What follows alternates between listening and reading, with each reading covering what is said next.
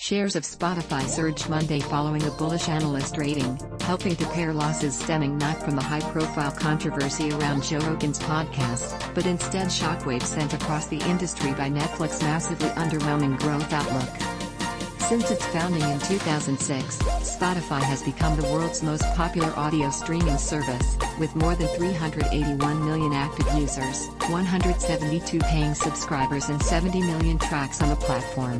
Though it's long focused on music, the company has more recently turned to podcasting in a bid to grow its business, acquiring audio company Pods for $50 million in June and exclusive licensing rights for the Joe Rogan Experience in a $100 million deal 1 year earlier.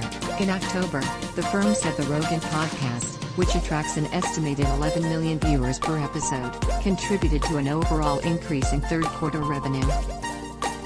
The Spotify-Rogan relationship came under intense scrutiny this month after a group of 270 health experts published an open letter on January 12 urging the platform to establish a clear misinformation policy in response to rampant COVID information on the podcast, pointing to Rogan's consistent prong. Though analysts have yet to point to the backlash as having any real impact, several musical artists, including Neil Young, Nils Lofgren, and Joni Mitchell, removed their music from Spotify last week due to Rogan's claims. Responding on Sunday, CEO Daniel Ek said Spotify has heard the criticism and will add warnings to combat misinformation. Rogan followed with his own apology.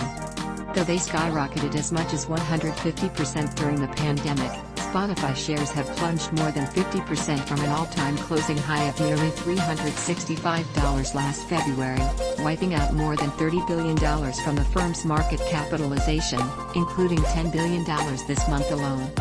The firm's now valued at about $36 billion. $2 billion. That's how much Ek, who launched the Sweden-based platform in 2008 with business partner Martin Lorentzen, is worth, according to Forbes. Spotify will report fourth-quarter earnings on Wednesday, after the market closes. Spotify hopes to solve its Joe Rogan problem by acting like Facebook. Forbes Pershing Square hedge fund purchases 3.1 million Netflix shares following streamer's massive stock drop.